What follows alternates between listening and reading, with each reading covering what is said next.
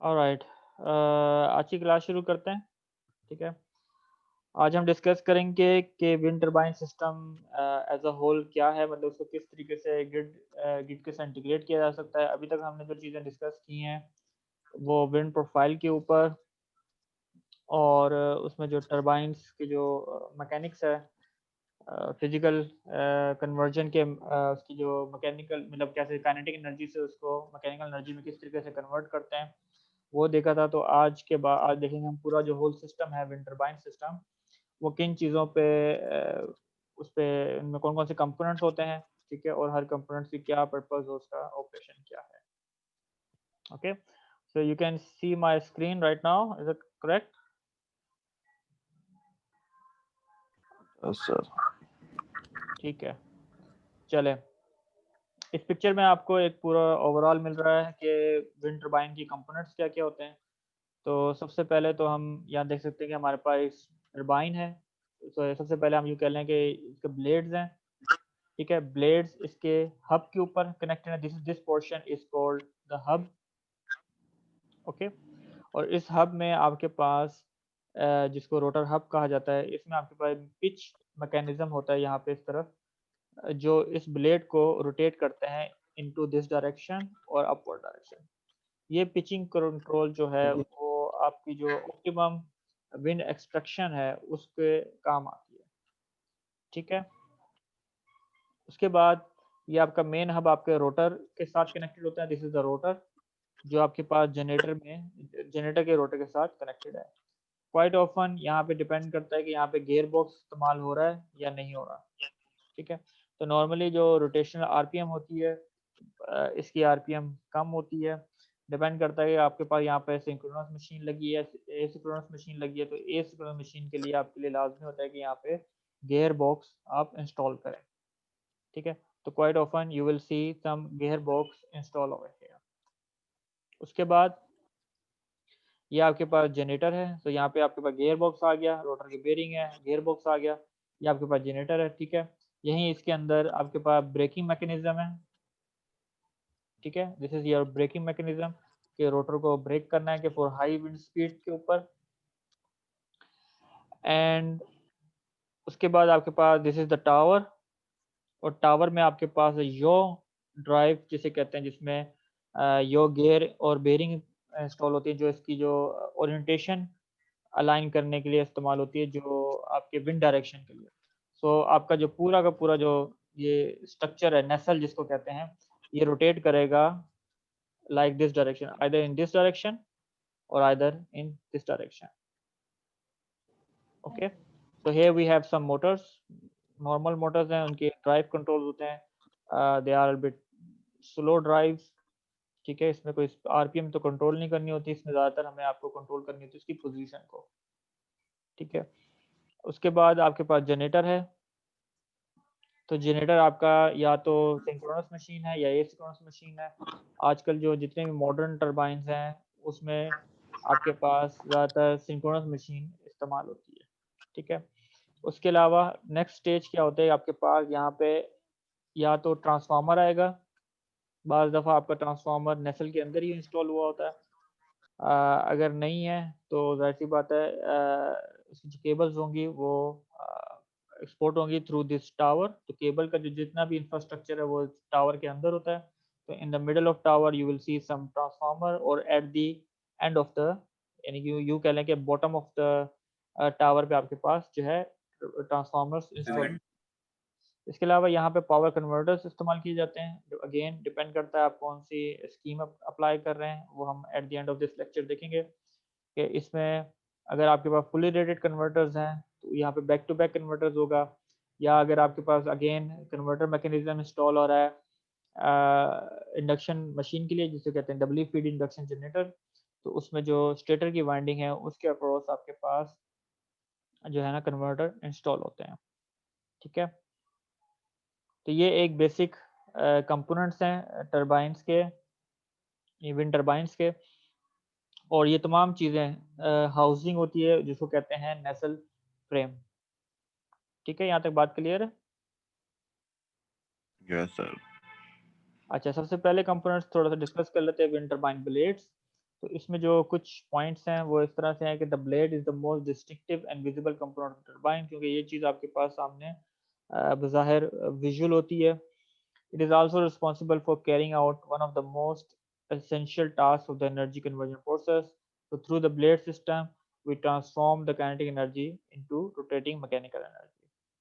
Again, the blade have greatly evolved in the aerodynamic design and material from the early windmill blades made from the wood or cloth.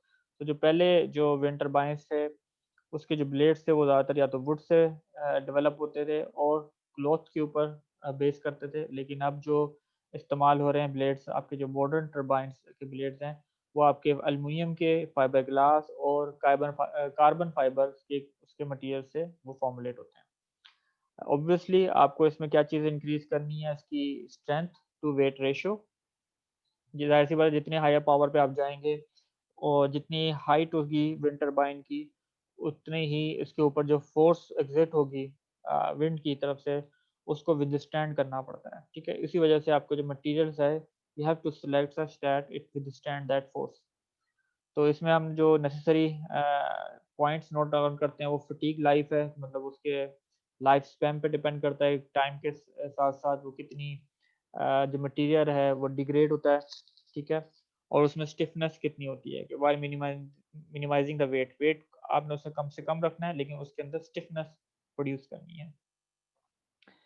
Again, the although single to two blades wind turbine have found practical application, the three-blade rotor is considered the industrial standard for large wind turbine. यहाँ पे एक बात है कि obviously ये कहा जाता है कि अगर सिंगल ब्लेड है उसमें जो स्वेप्ट एरिया पे डिपेंड करता है, अगर हम आगे स्लाइड्स देखेंगे कि area swept by the wind turbine उसमें डिपेंड करता है कितनी एनर्जी आप जो है ना उससे मैक्सिमम एक्सट्रैक्ट कर सकते हैं।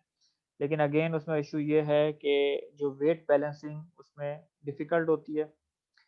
तो और दूसरा प्रोस्पेक्ट ये है कि जितने नंबर ऑफ ब्लेड्स आपके इंक्रीज़ होते जाएँगे, आपकी टरबाइन की एफिशिएंसी है वो डिक्रीज़ होती जाएगी। फॉर एग्ज़ाम्पल अगर मैं ये कहूँ कि मेरे जो अगर 2 ब्लेड सिस्टम है, उसको मैं अगर शिफ्ट करूँगा 3 ब्लेड सिस्टम के ऊपर, तो तकरीबन 3% आपकी जो एफिशिएंसी है वो इंक्रीज़ हो जाएगी। लेकिन इसी तरीके से अगर मैं 3 ब्लेड से 4 ब्लेड सिस्टम पे जाऊँगा, तो मेरी एफिशिएंसी जो है वो मार्जिनली इंक्रीज़ होगी ऑलमोस्ट 0.5%। ओके, लेकिन जब मैं 3 टू 4 ब्लेड सिस्टम की तरफ जाऊँगा तो मेरी ऑब्वियसली कॉस्ट जो है टरबाइन की वो भी इंक्रीज़ होगी। ठीक है, उसका जो स्ट्रक्चर है that is also a little bit more complicated in a sense कि आपको जो जो उसकी जो उसमें स्टिफनेस प्रोड्यूस करनी है, ठीक है, दैट इज़ मोर क्रिटिकल। तो इसीलिए जो आप वाइडली जो नोट डाउन करते हैं, जो भी विंड टरबाइन देखते हैं उसमें 3 ब्लेड जो रोटर है वो अवेलेबल है। तो turbine with fewer blades operate a high rotational speed, यानी कि अगर आपके पास कम ब्लेड होंगे उसका एक वन ऑफ द एडवांटेज ये है कि आपके पास हाई रोटेशनल स्पीड आएगी। हाई रोटेशनल स्पीड का एडवांटेज किस सेंस में हो सकता है, थोड़ा इसको एक्सप्लेन करें, बताएं। हाई स्पीड टरबाइन से मतलब क्या होगा इसका, अगर हाई स्पीड होगी ब्लेड की रोटेशनल स्पीड, उसका हमें एडवांटेज क्या होगा? सर मैक्सिमम पावर मिल सकती है ना उससे, काइनेटिक टू रोटेशनल जो होती है हमारी। नहीं, सिस्टम डिजाइन के पर्सपेक्ट से बताओ। आपका जो सिंक्रोनस मशीन है उसकी आरपीएम कितनी है? अगर आप 50 हर्ट्ज की बात करते हैं, 4 पोल्स की अगर होगा तो तकरीबन 3000 या 1500 आरपीएम होगी। तो ये रोटेशनल स्पीड काफ़ी ज़्यादा है as compare to the rotational speed that you will have through the turbine. तो होता ये है कि अगर आपके पास रोटेशनल स्पीड ज़्यादा होगी तो आपका पर गियर बॉक्स का रेशियो है वो भी कम होगा। ठीक है, ताकि आप जो हो सिंक्रोनस मशीन जो ग्रिड की फ्रीक्वेंसी के साथ अलाइन करने में आपको आसानी आए। ठीक है, उसके अलावा this is an advantage from the drive train point of view since they are required a gear box with a lower gear ratio. वही वाली बात जो मैंने आपको यहाँ पे अभी एक्सप्लेन की, विच ट्रांसलेट इनटू लोअर कॉस्ट, यानी कि उसका आपका एडवांटेज क्या आएगा कि आपके पास जो कॉस्ट है वो भी लोअर हो जाएगी। In addition fewer blades imply lower cost as well। ठीक है, इसका अदर एडवांटेज आपके पास क्या है कि आपके पास जो कॉस्ट जो होगी ब्लेड्स की वो भी कम आएगी। However, acoustic noise increases proportionally to the blade tip speed. अब इसमें अदर वे अराउंड आपका प्रॉब्लम क्या आएगा कि जितनी ज़्यादा विंड की जो स्पीड होगी वो इंक्रीज होगी, सॉरी टरबाइन की रोटेशनल स्पीड इंक्रीज होगी, उससे ये होगा कि टिप की जो स्पीड होती है उससे उतनी ही ज़्यादा आवाज़ प्रोड्यूस होती है। तो नॉइज़ पोल्यूशन की तरफ जो है उसकी लिमिटेशन जो है उसकी वो आप वायलेट कर सकते हैं। So therefore, acoustic noise is considerably higher for single or two blade turbines, which is considered an important problem particularly in populated area. So वो जो मैंने आपको बताया था जो कंसिडरेशन करना है डिज़ाइन के लिहाज से, तो acoustic noise जो है वो कम से कम होनी चाहिए। ठीक है। Single blade turbines have an asymmetrical mechanical load distribution. वही वाली बात जो मैंने आपको बताई थी उसमें बैलेंसिंग का प्रॉब्लम आ जाता है कि एक तरफ तो ब्लेड का वेट है, देन यू आपको बैलेंस करने के लिए दूसरी तरफ भी आपको उसका वेट ऐड ऑन करना है। So turbine rotors are aerodynamically unbalanced in this case if you have a single blade turbine which can cause mechanical vibration. तो उससे क्या होगा, मैकेनिकल वाइब्रेशन प्रोड्यूस हो सकती है। Moreover, higher rotational speed impose more mechanical stresses on the blade. तो उसमें आपके पास एक इशू ये भी आ सकता है कि जो ब्लेड के ऊपर मैकेनिकल स्ट्रेस ज़्यादा होंगे, जो टरबाइन के ऊपर भी आ सकते हैं, and other component such as bearing and gear box leading to more design challenge and low life span. इसमें एक चीज़ नोट कीजिएगा, शायद आगे डिस्कस करेंगे दोबारा, कि अगर फॉर एग्जांपल आपके पास ये टावर की हाइट है, ठीक है, और यहाँ आपके पास ब्लेड है,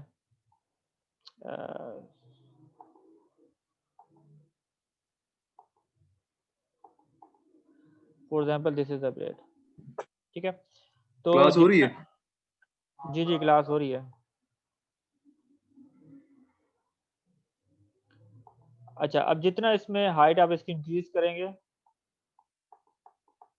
आप हायर पावर ले सकते हैं, और उसमें ये भी बात बताया गया जो एरिया स्वेप्ट एरिया है वो भी डिपेंड करता है इसके रोटर के डायमीटर के ऊपर, ठीक है।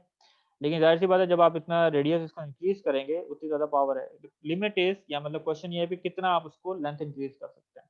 उसमें जब आप ये रोटेशन आ रही होती है तो इसके ऊपर जब फोर्स एक्सर्ट होती है, ठीक है, जब इसमें फोर्स एक्सर्ट होती है तो ये ब्लेड्स जो होते हैं वो आपस में इसकी जो मूवमेंट होती है वो that will be something tilted toward the tower. तब इसमें जितनी ज़्यादा इसकी हाइट होगी, तो या कह लें इसकी लेंथ होगी, उससे ये होगा कि पॉसिबल है कि ये आपस में टावर के साथ कोलाइड करें। So it's all there is always trade off कि आप उसमें जो ब्लेड की जो लेंथ कितनी आप उसमें मैक्सिमम चूज कर सकते हैं। और इसी वजह से जब आप फोर्स होती है तो इसकी वाइब्रेशन ब्लेड में ही प्रोड्यूस होती है, जब ये रोटेट कर रहा होता है वो वाइब्रेशन भी इस पूरे स्ट्रक्चर के ऊपर अफेक्ट करती है, ठीक है। So for more over higher rotational speed impose more mechanical stresses, जो हम डिस्कस कर चुके हैं, ठीक है। So rotors with more than 3 blades are not common since they are more expensive. जाहिर सी बात है जितने ज़्यादा आपके नंबर ऑफ ब्लेड्स होंगे आप इसकी जो कॉस्ट है वो भी इंक्रीज होती जाएगी। Operating at lower rotational speed requires a higher gear ratio, and obviously जब आपके पास number of blades increase होंगे तो उससे आपकी जो rotational speed है वो थोड़ी slow हो जाएगी। The lagging wind turbulence of one blade can affect the other blades since they are closer to each other. अब उसमें ये होता है कि जब आपके पास विंड के ऊपर जो ब्लेड्स है इसके ऊपर विंड का एक्शन होता है तो उसकी उसमें टर्बुलेंस भी पैदा होती है और उसमें विंड में डिफ्रैक्शन भी होती है। तो उसका इफेक्ट आपके नियर बाय जो ब्लेड है, फॉर एग्जांपल अगर ये क्लोज है आपस में, तो इसका इस ब्लेड के ऊपर भी इफेक्ट आ सकता है, तो जिससे ओवरऑल जो सिस्टम की एफिशिएंसी है वो रिड्यूस हो जाती है।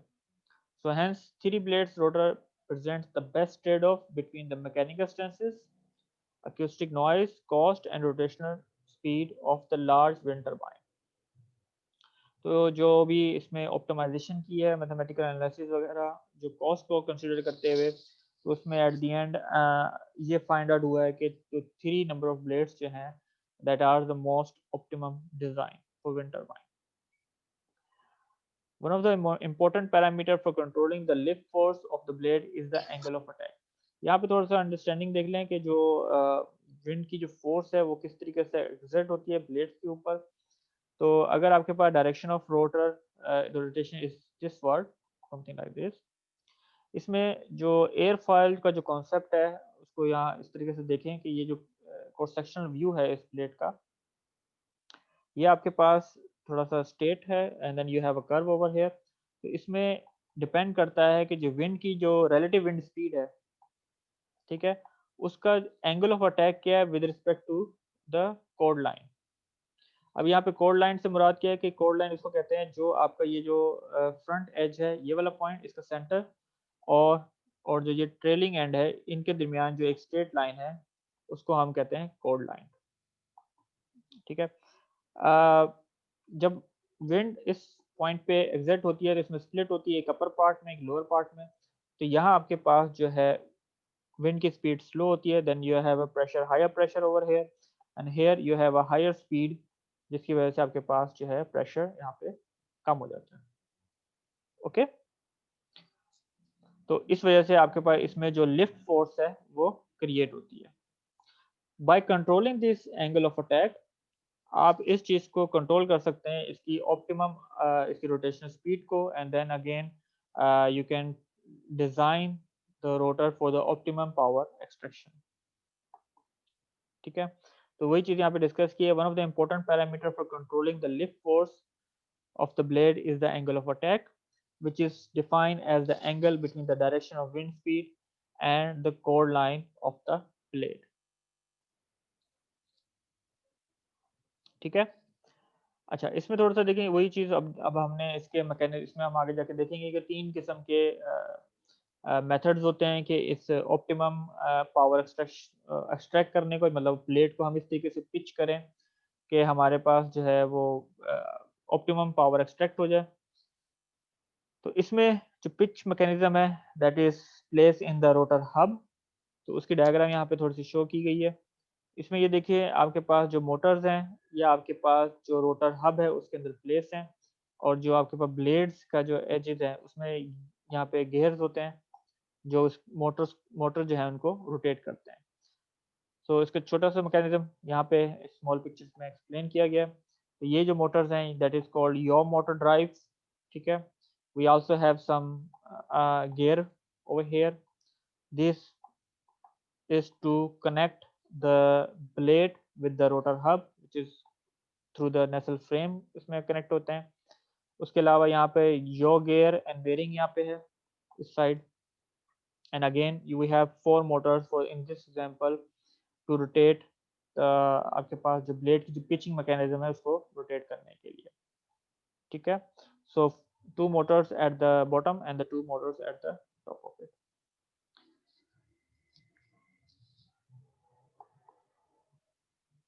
इसी तरीके से ये आपके पास तीन ब्लेड्स हैं, तो we have overall if we have four motors for each blades then we will have total number of 6 motors to control the pitches. Theoretically जो पिचिंग का मैकेनिज्म है हर ब्लेड का अलग अलग कंट्रोल है, यानी कि आप अलग अलग कंट्रोल कर सकते हैं कि पिचिंग को, लेकिन नॉर्मली इसमें एक साथ ही पिच की डायरेक्शन जो है उसको मैनिपुलेट किया जा सकता है।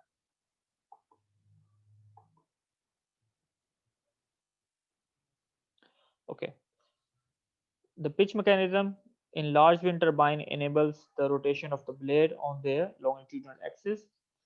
It can change the angle of attack of the blades with respect to the wind, by which the aerodynamic characteristic of the blade can be adjusted. तो जो डायग्राम मैंने आपको यहाँ दिखाई थी, तो पिचिंग मैकेनिज्म के तहत आपके पास जो ये पोर्शन जो लाइंस है इसको आइदर यू मूव अपवर्ड और डाउनवर्ड, डिपेंड करता है। इफ यू मूव अपवर्ड इसको pitch to feather control method कहते हैं, यानी this is called pitching method. और अगर ये डाउनवर्ड मूव हो रहा है विंड के अगेंस्ट तो इसको कहते हैं एक्टिव स्टॉल मेथड। ठीक है, यहाँ पे कोई क्वेश्चन है तो पूछिए। चाहिए वापस से रिपीट करने के बाद कौन सी चीज तो बताइए। लास्ट पॉइंट लास्ट पॉइंट में सिर्फ ये बताया है कि इसमें अभी आगे जाके भी इस चीज़ को डिटेल में देखेंगे। पिचिंग का मकसद ये है कि आपने इसमें विंड टरबाइन की स्पीड को स्लो डाउन करना है। पिचिंग मैकेनिज्म फिर उसी वक्त ऑपरेट होता है जब विंड की स्पीड हायर हो जाती है, ठीक है, अप्रोक्सीमेट 20 मीटर से अबव अप टू 25 मीटर, और after 25 metre it needs to be shut down. तो उसमें दो किस्म के मेथड्स हैं विंड्स पावर को कंट्रोल करने के लिए।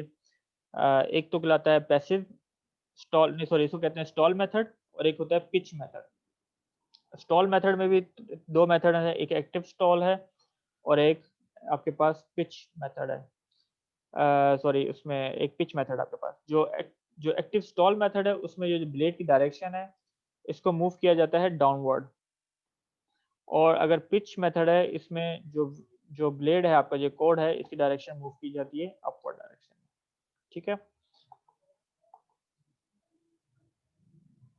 अच्छा, दिस प्रोवाइड, मतलब ये जो चेंज है आपके पास, provide a degree of control over the captured power to improve conversion efficiency और टू प्रोटेक्ट द टरबाइन।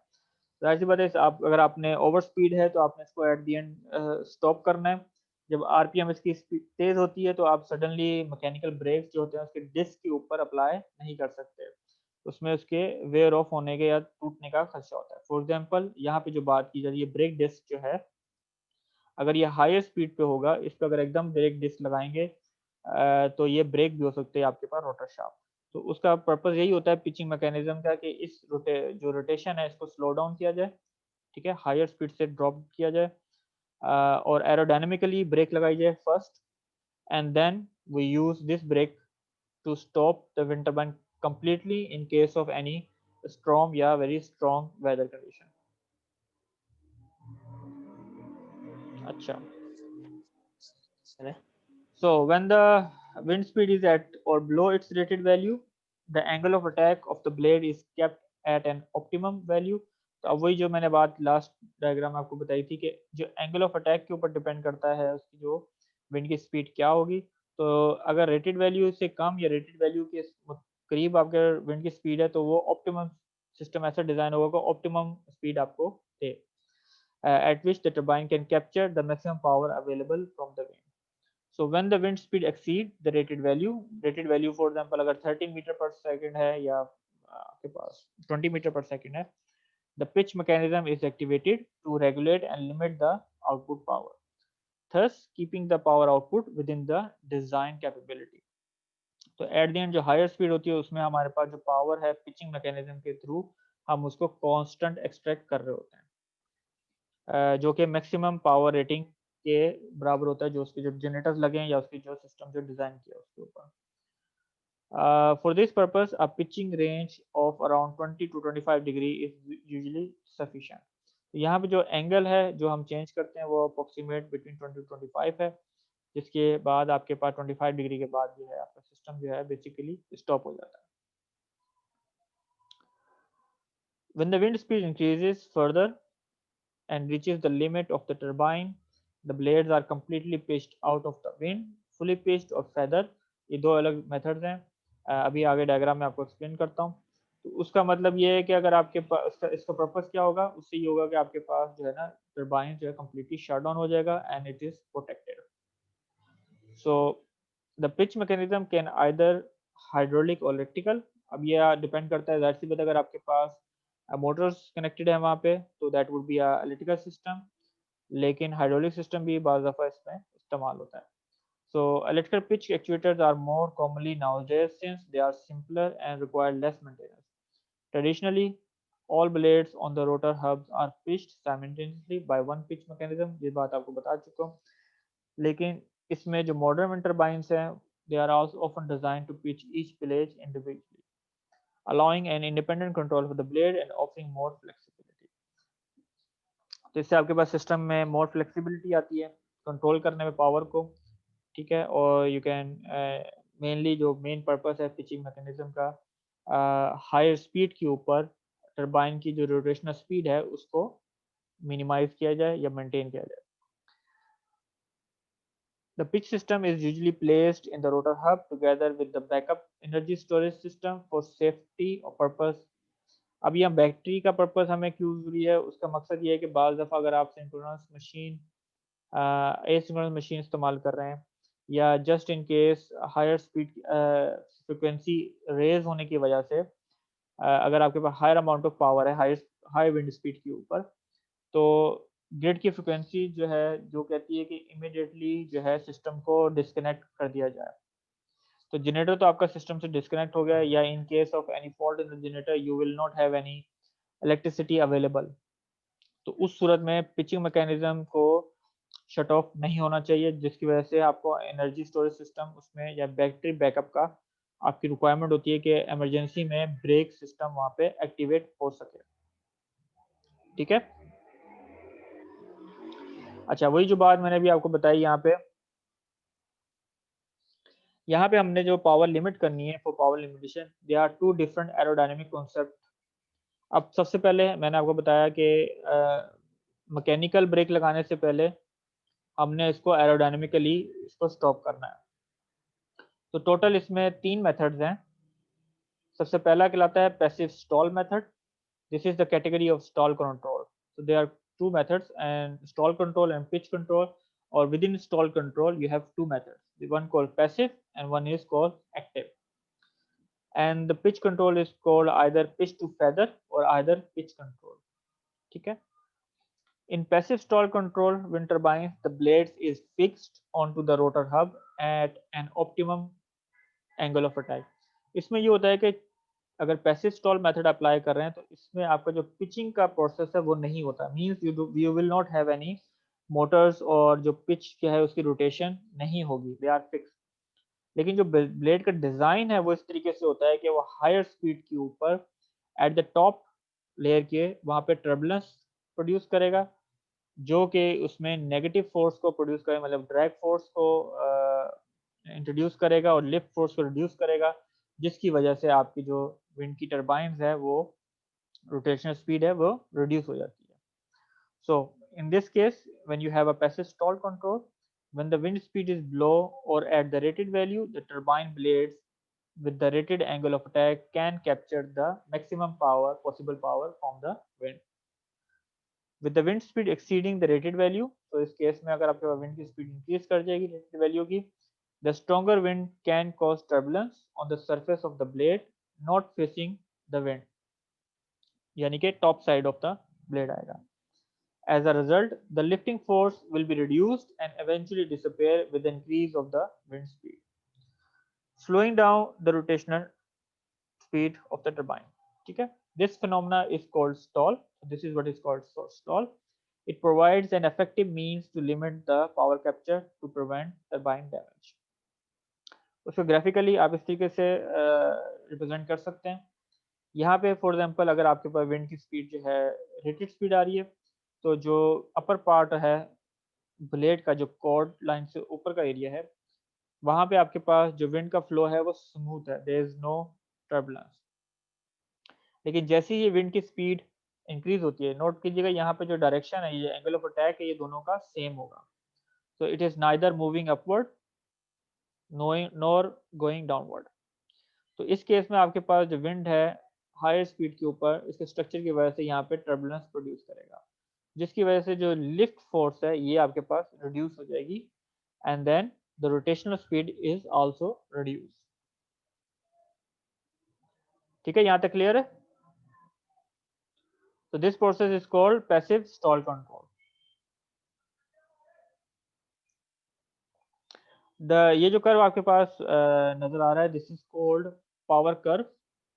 इसमें आपके पास एक्स एक्सिस के ऊपर विंड की स्पीड होती है, ठीक है, एंड इस केस में आपके पास जो टरबाइन की पावर आप कह रहे हैं या मैकेनिकल पावर कह रहे हैं, डिपेंड करता है आप किस पावर को आप कंसिडर कर रहे हैं। तो ये that is the power, this is here mechanical power. तो इनिशियली यहाँ पे 3 रीजन है, ठीक है। एक तो रीजन है कट ऑफ, यानी कि जब रोटेट नहीं कर रहा। एक आपका कहलाता है कट आउट, यानी कि हाई स्पीड रीजन। और ये आपके पास देता है कि विंड के रिस्पेक्ट से जो विंड की स्पीड अगर वेरी कर रही है, तो यहाँ पे जो पावर आउटपुट है वो वेरिएबल होता है, कांस्टेंट नहीं होता। सो इनिशियली कटिंग स्पीड का मतलब क्या है, वो क्या मिनिमम विंड स्पीड है जिसके ऊपर आपके पास टरबाइन रोटेट होना शुरू करता है, ठीक है। नॉर्मली जो विंड टरबाइन है that is between 3 metre to 4 metre per second के ऊपर आपका मिनिमम कट इन टाइम होता है। उसके बाद जैसे जैसे विंड की स्पीड इंक्रीज होती जाती है, आपके पास जो टरबाइन आउटपुट पावर है दैट इज स्टार्ट इंक्रीजिंग, और at rated power wind speed के ऊपर आपका जो टरबाइन है वो रेटेड पावर को सिस्टम में इनफीड करेगा। So once this is the example of passive stall method का, so once the wind speed exceed the rated speed, तो यहाँ पे आप देखिएगा उसकी जो पावर आउटपुट है वो रिड्यूस होना शुरू होती है। ये जो प्रोसेस पीक जब स्टेप जो पॉइंट है, ये नॉर्मली आता है जब आपके पास जो हाई स्पीड जब आता है तो टर्बुलेंस जो है इमीडिएटली जो आपके सिस्टम्स को ना स्लो डाउन नहीं करती, एरोडायनेमिकली ब्रेक नहीं लगाती। तो उसकी वजह से गस्ट की वजह से जिसे आप कह सकते हैं जो हायर जो उसकी एक्सेलरेशन को इंक्रीज करते हैं, बाद टर्बुलेंस उसकी जो स्पीड है अगर रेटेड स्पीड के करीब है तो you will see some spike और the higher power generation, and afterward start reducing, and at 25 meter per second आपके पास जो आउटपुट पावर है कट आउट हो जाएगी और तकरीबन ये शट डाउन हो जाएगा विंड टरबाइन यहाँ पे। तो normally this is the overall principle कि हाउ विंड टरबाइन सिस्टम जो है पावर कैसे जनरेट करता है। So the blade profile is aerodynamically design, यहाँ पे यहाँ एरोडायनेमिक डिजाइन आता है ब्लेड प्रोफाइल का, to ensure that the stall occur when only when the wind speed exceed the rated value। तो ये rated value के बाद आपके पास stall का जो प्रिंसिपल है वो काम करना शुरू करे। The passive stall controlled wind turbine do not need complex pitching mechanism, तो यहाँ पे आपके पास जो कंट्रोल मैकेनिज्म है वो थोड़ा सिंप्लीफाइड हो जाएगा और इसमें कॉस्ट भी आप ऑब्वियसली सेव कर रहे हैं। So but the blade required the complex aerodynamic design, लेकिन जो ब्लेड का डिजाइन है वो एरोडायनेमिकली थोड़ा कॉम्प्लेक्स हो जाएगा। So the passive stall may not be able to keep the captured power at the constant value। So आप यहाँ देख सकते हैं कि यहाँ पे जो पावर है आपके पास रेटेड पावर है फॉर हायर विंड स्पीड वो कांस्टेंट नहीं है, and it may exceed the rated power at some wind speed which is not desirable feature। तो यहाँ पे अगर आपके पास कुछ रेटेड पावर से एक्सीड करेगी तो सिस्टम में आपने टॉलरेंस लगानी होगी कि जनरेटर है या आगे जो ट्रांसफार्मर है वो इस एक्स्ट्रा पावर को ऑब्जॉर्व कर सकें और they can operate for extra power in feed, ठीक है। The next method is active stall control. In active stall control turbines, the stall phenomena can be induced not only by higher wind speed but also by increasing the angle of attack of the blade।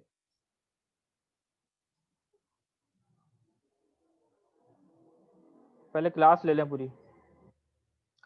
अच्छा, इसमें यहाँ पे ये है कि active stall control क्या है, इसमें अब हमने क्या करना है कि अभी जो हमने पिछला जो स्ट्रक्चर है, ठीक है, यहाँ पे हमने जो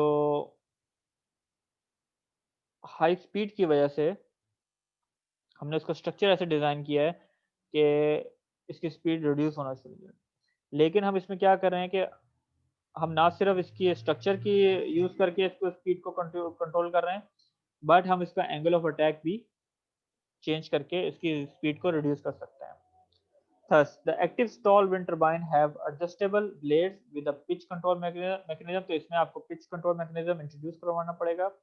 So when the wind speed exceeds the rated value, the blades are controlled to turn more into the wind, leading to the reduction of the capture। तो यहाँ पे हम जो ब्लेड की मूवमेंट इस तरीके से कर रहे हैं कि वो विंड की डायरेक्शन की तरफ ज़्यादा वो रोटेट होना शुरू कर देगा।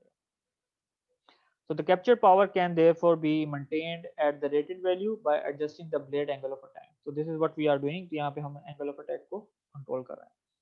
When the blade is turned completely into the wind, the blade lose all the interaction with the wind and cause the rotor to stop। तो इस तरीके से हम completely pitch करने के बाद भी, यानी कि अगर 25 डिग्री से above हो जाए तो उस सूरत में भी हम टरबाइन को completely यहाँ पे stop कर सकते हैं। This operating condition can be used above the cutout wind speed to stop the turbine and protect it from the damage। So इस पोजीशन पे हमने उसको completely pitched करना है into the wind में। तो ग्राफिकली इसको हम इस तरीके से देख सकते हैं डायग्राम के फॉर्म में। तो इस पिच को हम मूव करें इन दिस डायरेक्शन, तो इस केस में आपके पास जो ये एंगल ऑफ अटैक है वो इंक्रीज होगा, और यहाँ पे जो टर्बुलेंस है वो इंक्रीज हो जाएंगी मोर। तो उसको कंट्रोल करके आप टरबाइन को स्टॉप कर सकते हैं या उसकी स्पीड को रेगुलेट कर सकते हैं। अगर आप टरबाइन की शेप इसको कंप्लीटली रोटेट कर दें लाइक दिस डायरेक्शन, तो आपका जो विंड टरबाइन है वो कंप्लीटली स्टॉप हो जाएगा। ठीक है, so this is the process what we call active stall control। यहाँ पे पावर कर्व देख लीजिएगा, उसका किस तरीके से यहाँ आप नोट डाउन करें कि हायर स्पीड के ऊपर यहाँ पे आपका जो पावर आउटपुट है वो कांस्टेंट है।